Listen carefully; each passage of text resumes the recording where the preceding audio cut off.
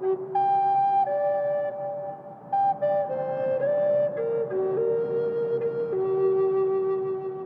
origin of alphabetic writing and the epic journey of a Canaanite people.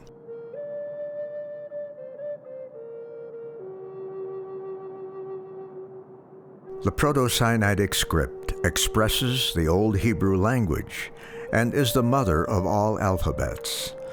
All of our Western alphabets are variations of Proto-Sinaitic script. This Proto-Sinaitic script is a composition found at Serbet al-Khadem in the Sinai Peninsula, where alphabetic writing appears about 1800 BC.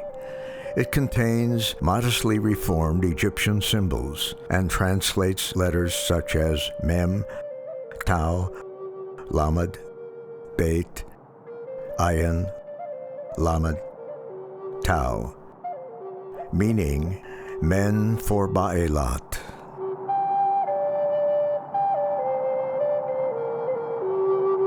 This is another example of a Proto-Sinaitic inscription from the base of the Sphinx at Serbet al-Khadem.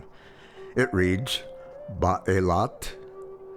Ba'elat is the goddess of the turquoise and consort of Baal, the storm god of the Canaanites. She is also the consort of El and Yah. Yah is an abbreviation of the sacred name of God, Yahweh. Proto-Sinaitic and all of our Western alphabets are properly called Reformed Egyptian. This is an example of some of the Egyptian symbols that are reformed into Proto-Sinaitic. This illustration is an area variation of Proto-Sinaitic called Old Negev. Compositions in Old Negev were abundant in the Negev of Israel. Negev is a Hebrew word meaning south, and is identified with the region between Beersheba and the Red Sea, where today we find the towns of Aqaba and Eilat. This script was prominent in the Negev from 1200 BC to the Babylonian captivity, after which it begins appearing in the Americas. To decipher Old Negev inscriptions, we must first dissect specific letters from the ligature symbols. Ligature means letters of a word or phrase linked together. The process is described as dissecting and deciphering. The example on the left is from Nahal Avidat in the Negev of Israel. Starting from the upper right-hand side of the inscription, the ox head is the letter Aleph. The tail is the letter Lamed, as indicated by the dissected symbols below. The letters Aleph and Lamed are the word El, meaning God.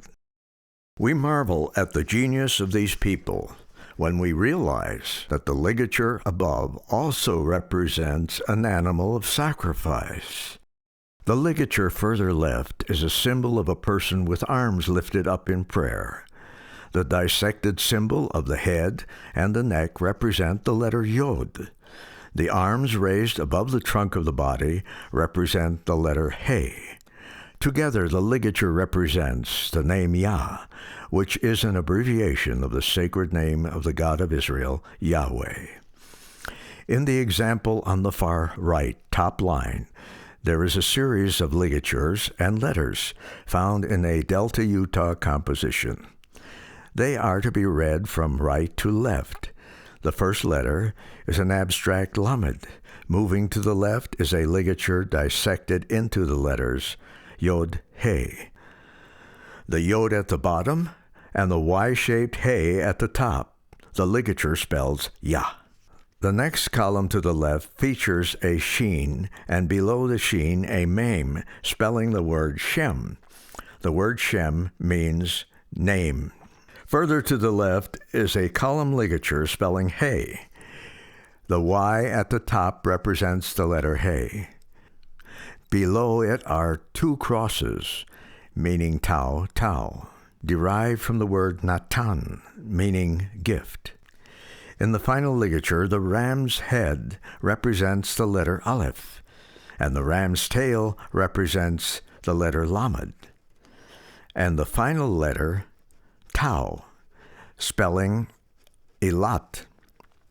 As El is singular masculine divinity, Elat is singular feminine divinity.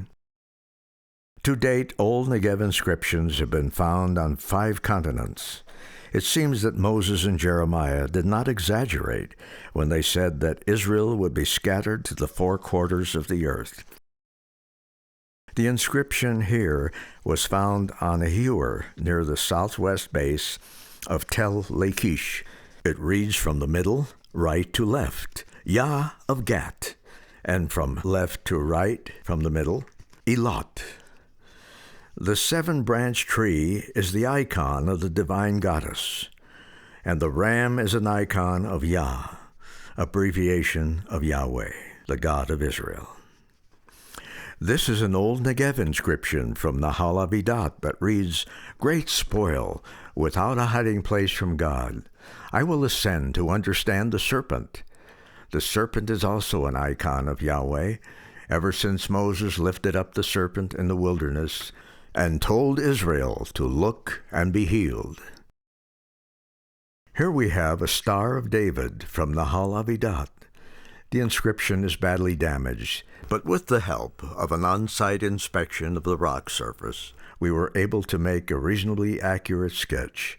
Reading from left to right, the shepherd's crook is a lamed, the ball and stem is the letter yod, and the Y is the letter He, which reads for Yah, or to Yah. The sketch reads from right to left, for Yah, and then from left to right, for Yah. Many times they will read across the same line of inscription from both directions. Another inscription from Nahal Avidat reads, To ascend the wall, overcome an obstacle, shout for joy, be watchful for the sound of the radiant God. This is the major inscription at Nahal Avidat. Worship El Yah in the season, upon the heights God gave to the chosen, the escaped of the remnant. 2 Minarot that have inscriptions in the Old Negev script suggest that they were inscribed before the captivity, because the Old Negev script went out of use in the Negev with the captivity. The menorah on the right has a shofar under the 7 branches, and the inscription reads, Chosen of Yah. The one to the left reads, For Yah. The inscriptions that will be represented from this point on suggest a possible route of ancient Canaanite people from the Near East to the Americas. Another ancient script from this area was named Lehinite. There is a scriptural account of one family who took a journey through the Negev across the Arabah to Hijazi and to the borders of the Red Sea. Their account reads, And it came to pass that the Lord commanded my father, even in a dream, that he should take his family and depart into the wilderness. And he came down by the borders near the shore of the Red Sea, and he traveled in the wilderness with his family. They arrived in the wilderness called Aqaba Ma'an, an ancient Midianite area. The inscription reads, Mourn for the son in the temple, rejoice for Abel. And another inscription from the Edomite escarpment that reads, To lament for Yah in the temple he will rejoice. In Saudi Arabia, an inscription was found that is possibly a Rechabite inscription or an Israelite inscription. It reads, Yah in the night manifests from the tree of life his power in the temple of Yah. And, to attempt to destroy Yah is an error. He will expand his following. The scriptural account of the family's journey from the Near East to the Americas continues with the building of a ship. We read, And it came to pass that after I had finished the ship, according to the word of the Lord, my brethren beheld that it was good, and that the workmanship thereof was exceedingly fine. Wherefore they did humble themselves again before the Lord. And it came to pass that the voice of the Lord came again to my father, that he should arise and go down into the ship.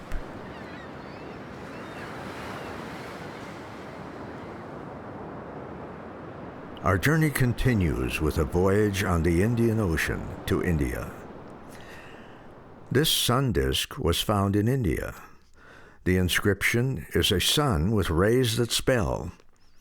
It reads, "To be in celestial glory, Shohan," meaning old man with gray hair, "will exist with El and Yah." The topmost serpent has a tail that spells Yod, and a head that spells He, equaling Yah. The lower serpent has a head that spells Yod, He, Yod, spelling Yahi, which means to be or to exist. If we find the same motive and script and divine name in America that we have found here in India, that would be a very significant discovery. Interestingly enough, there are 3 suns with rays that spell in the state of Arizona. From Red Rock Canyon at Gila Bend, Arizona, the largest sun reads Hillel El Yah, meaning glory to God Yah. From Cave Creek, Arizona, the middle 2 symbols read Yah is beloved of the uncircumcised. From a BLM, Arizona inscription, we find a shield of David with 2 lower rays that spell Yod-He, Yah. Further across the Indian Ocean, from Australia's Flinders Range in South Australia, is a composition that reads, "My voice as Yah, to judge and tread down before the voice, because of the voice of Lord Yah." Another Australian inscription reads, El Yah the Eternal. The journey of the Near Eastern family continues across the Pacific Ocean to the Promised Land, to what is now America. After enduring a storm in the Pacific, we learned this from our voyagers. "And it came to pass that I, Nephi, did guide the ship, and we sailed again toward the land of promise. And it came to pass that after we had sailed for the space of many days, we arrived at the promised land, and we went forth upon the land, and did pitch our tents, and we did call it the promised land." In the Americas, this pre-Incan Peruvian inscription is a modified form of Old Negev. It reads, "Spit to make a vow, to belong to the strong house of David." Another from the same area in Peru reads, "Understand that those that exist to destroy the house of David, and restrain those that go forth against the house of David." The journey of the Near Eastern family continues as they travel in the Promised Land. "And it came to pass that the Lord did warn me that I, Nephi, should depart from them and flee into the wilderness with all those who would go with me. And after we had journeyed for the space of many days, we did pitch our tents." From the Yucatan Peninsula, we have what may be the oldest American inscription, featuring the morning star, a sun with rays that read, "To Yeshua, his vision of the morning star." The morning star is also the title of Israel's promised Messiah. This cylinder seal is from the Valley of Mexico. It features 2 royal persons, both having shepherd's crooks. The one on the right has an all-seeing eye breastplate and a mace hanging from his elbow, suggesting a warrior king. The one on the left has a breastplate that appears to be 2 stones set in a bow. From his elbow, the letters Dalet Ayin, meaning knowledge. The letters next to the shepherd's crook are Lamed, a preposition, and the sequence for Baal, meaning for the Lord. The person on the left is making an offering and appears to be a priest. Here is a breakdown of the translation and transliteration. It reads, "For Baal, Lord, Yah. Yah, knowledge of the Lord." From the lush Yucatan Peninsula to the arid desert of the southwest brings to mind the words of Isaiah. "The wilderness and the solitary places shall be glad for them, and the desert shall rejoice and blossom as a rose. For the Lord shall comfort Zion. He will comfort all her waste places, and he will make her wilderness like Eden, and her desert like the garden of the Lord. Joy and gladness shall be found therein, thanksgiving and the voice of melody. The migration from Yucatan to the American Southwest took place about 300 BC.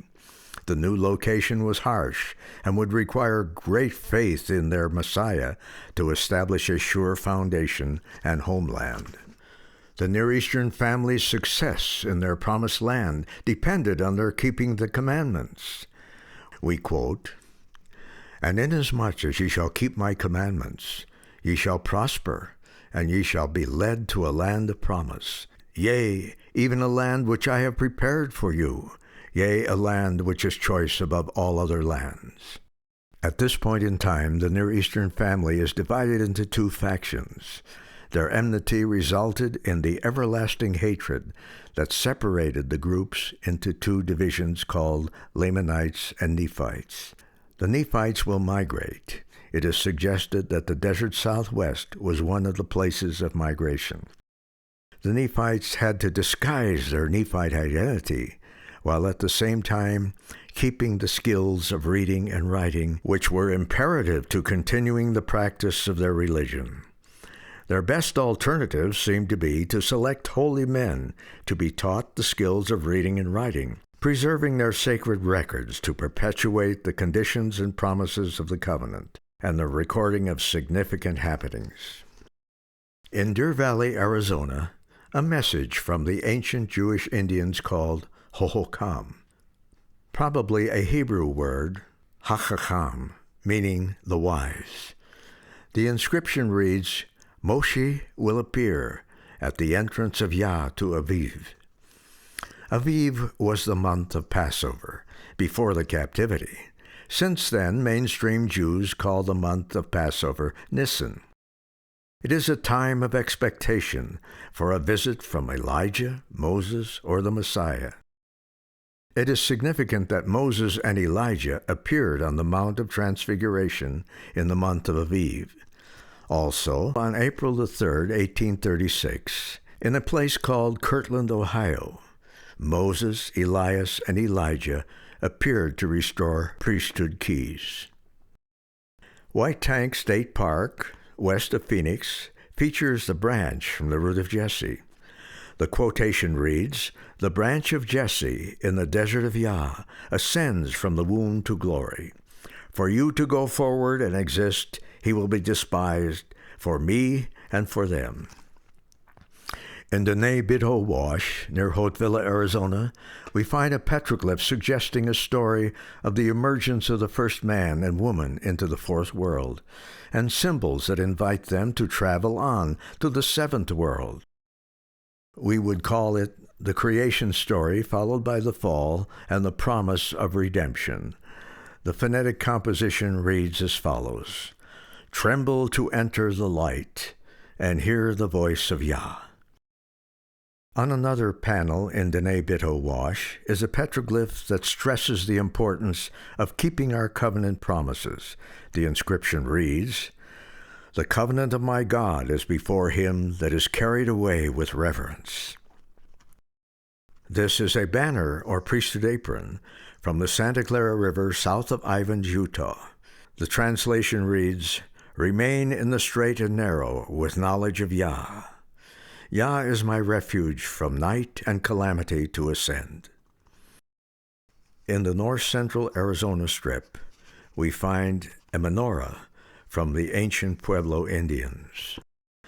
The letters above the 7 branches read, He, Shin, He, Hasha, meaning the flock. And to the right of the tree, the letters Bet, Tzadeh, Lamed, Batzal, in the shade or protection of the tree of life, with a root that spells Yah. At Quail Creek, near Hurricane, Utah, is a 7-fingered hand that symbolizes the hand of God.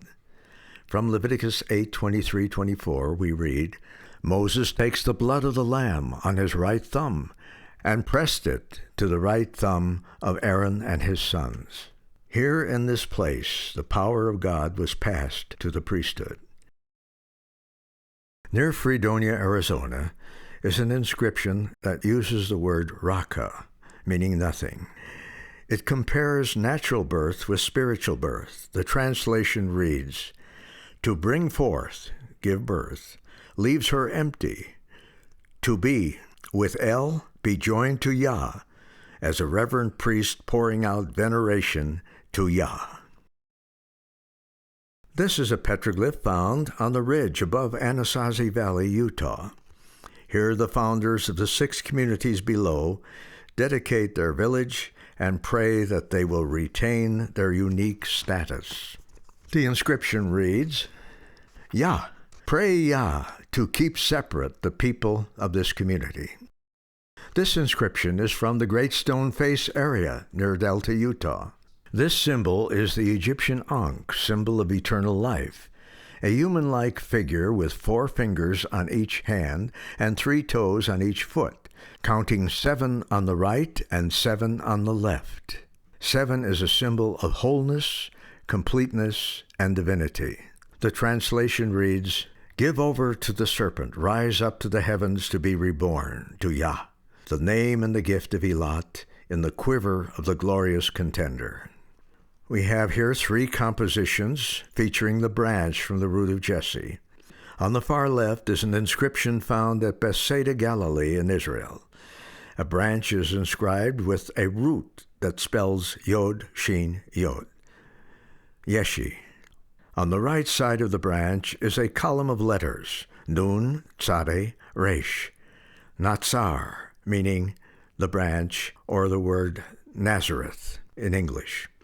To the right is a rainbow and a cross, both symbols of the covenant, and beneath the cross the Hebrew letters He, Beit, Resh, Tau, Habarit, meaning the covenant. The middle composition is from central Utah and was the product of Fremont Indian culture. It is inscribed with the Old Negev script and expresses the Old Hebrew language. The symbols mean, quote, "The flock will rise up by the deliverer, Moses, the branch from the root of Jesse." The inscription on the far right is from 9 Mile Canyon near Price, Utah, and is a branch with the name of Yah at the top and Jesse below, and below the name of Jesse a cross representing the covenant.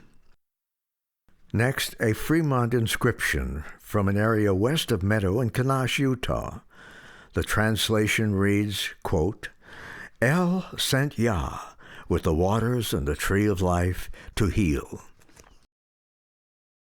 From northern Utah's Shoshone country is depicted an upper torso and an arm in a priesthood vow position, with a Star of David on the wrist, and fingers that spell Yod, He, Yod. Yehi, which means to be, to exist.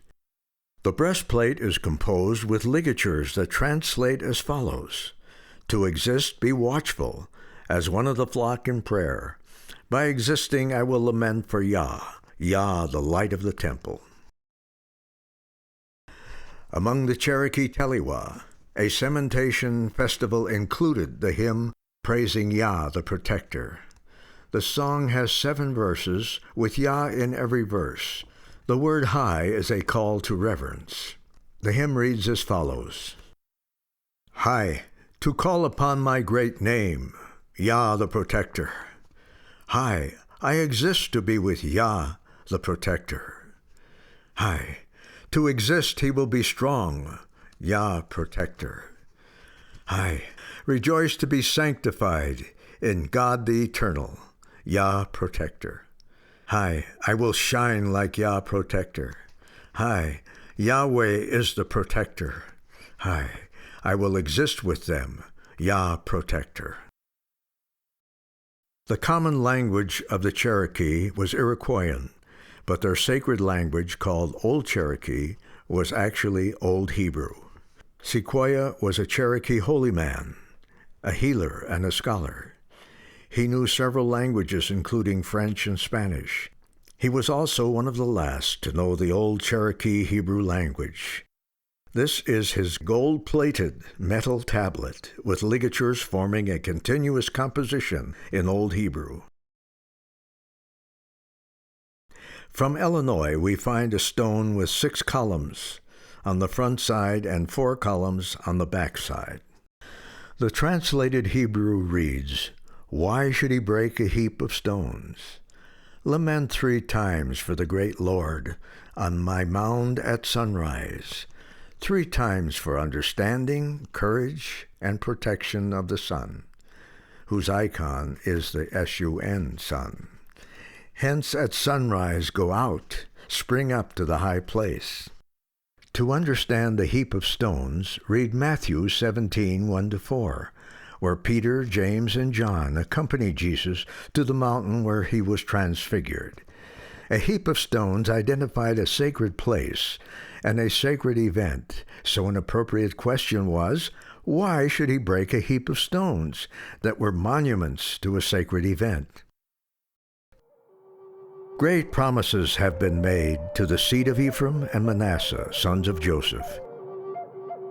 Consider such promises as were recorded by a Jewish Indian named Nephi.